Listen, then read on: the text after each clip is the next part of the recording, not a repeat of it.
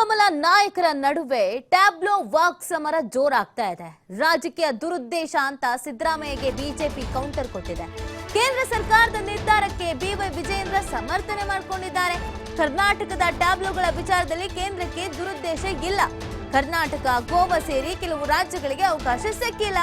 ಇದಕ್ಕೆ ಕಾರಣ ಬೇರೆ ರಾಜ್ಯಗಳಿಗೆ ಅವಕಾಶ ಸಿಗಲಿ ಅಂತ ಅಷ್ಟೇ. ಎಲ್ಲ ವಿಚಾರದಲ್ಲೂ ರಾಜಕಾರಣ ಸರಿಯಲ್ಲ ಅಂತ ವಿಜಯೇಂದ್ರ ಅವರು ಹೇಳಿದ್ದಾರೆ.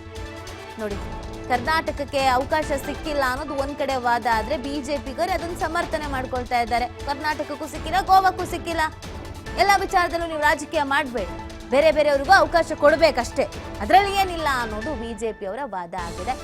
ಅಂದ್ರೆ ವಿಜಯೇಂದ್ರ ಅವರು ಸಮರ್ಥನೆ ಮಾಡ್ಕೊಳ್ತಾ ಇದ್ದಾರೆ. ಎಲ್ರಿಗೂ ಅವಕಾಶ ಕೊಟ್ಕೊಂಡು ನಾವು ಕೂತಿರೋಣ, ನಮ್ಗೇನ್ ಬೇಡ ಬಿಡಿ ಪಾಪ ಅಂತ ಅವ್ರು ಹೇಳ್ತಾ ಇದ್ದಾರೆ. ಟ್ಯಾಬ್ಲಾಯ್ಡ್ ವಿಚಾರದಲ್ಲಿ ಕರ್ನಾಟಕ ರಾಜ್ಯಕ್ಕೆ 14 ವರ್ಷಗಳಿಂದ ನಿರಂತರವಾಗಿ ಅವಕಾಶ ಸಿಕ್ಕಿದೆ. ಈಗ ಕೊಡೋದಿಲ್ಲ ಅಂತೇಳಿ ಕೇಂದ್ರ ಸರ್ಕಾರ ಹೇಳಿಲ್ಲ. ಕಳೆದ ವರ್ಷನೂ ಕೂಡ ಕರ್ನಾಟಕಕ್ಕೆ ಅವಕಾಶ ಸಿಕ್ಕಿಲ್ಲ ಅಂತ ಹೇಳಿದಾಗ ರಾಜ್ಯದಿಂದ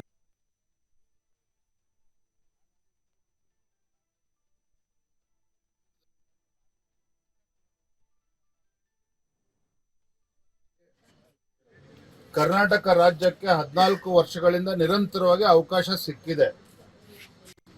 ಈಗ ಕೊಡೋದಿಲ್ಲ ಅಂತೇಳಿ ಕೇಂದ್ರ ಸರ್ಕಾರ ಹೇಳಿಲ್ಲ.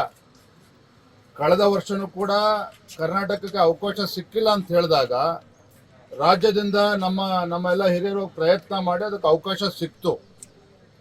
ಆದರೆ ಈ ಬಾರಿ ಕೇವಲ ಕರ್ನಾಟಕ ರಾಜ್ಯ ಅಷ್ಟೇ ಅಲ್ಲ, ಕರ್ನಾಟಕ, ಗೋವಾ 4-5 ರಾಜ್ಯಗಳಿಗೆ ಅವಕಾಶ ಸಿಕ್ಕಿಲ್ಲ. ಬೇರೆ ರಾಜ್ಯಗಳಿಗೂ ಕೂಡ ಅವಕಾಶ ಕೊಡಬೇಕು ಅನ್ನೋ ಉದ್ದೇಶ ಅಷ್ಟೇನೆ. ಕರ್ನಾಟಕಕ್ಕೂ ಅವಕಾಶ ಕೊಡಬಾರ್ದು ಅನ್ನೋ ದುರುದ್ದೇಶ ಇದರಲ್ಲಿ ಇಲ್ಲ. ಮತ್ತೆ ಯಾರಿಗೆ ಅವಕಾಶ ಸಿಕ್ಕಿಲ್ಲ ಕರ್ನಾಟಕನೂ ಸೇರಿ ಎಕ್ಸಿಬಿಷನ್ ಅಲ್ಲಿ ಅವರಿಗೆ ಇಡೋದಕ್ಕೆ ಅವಕಾಶವನ್ನು ಕೂಡ ಮಾಡಿಕೊಟ್ಟಿದ್ದಾರೆ ಕೇಂದ್ರ ಸರ್ಕಾರ.